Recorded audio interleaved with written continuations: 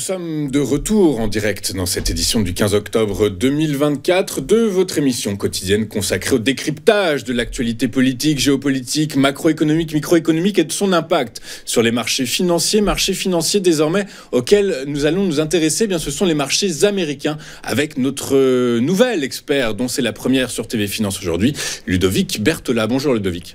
Bonjour à toi. Bonjour, merci beaucoup d'être avec nous ce matin. Ludovic, juste avant de vous écouter sur le WTI, je rappelle que vous êtes trader et formateur chez Interactive Trading.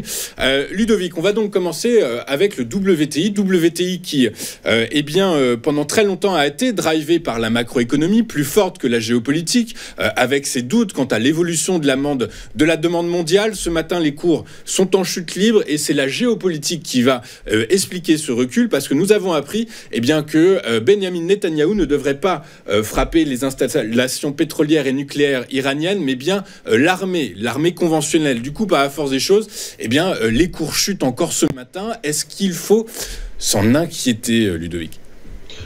Alors, personnellement, effectivement, moi qui suis de près le WTI, alors lui, c'est surtout, en fait, ce qui s'est passé la semaine dernière. On a eu une hausse due à une anticipation au niveau des investisseurs sur les conséquences potentielles sur l'ouragan Milton, qui a fait en fait un effet un peu bullshit. Et puis là, depuis vendredi dernier, les cours rechutent.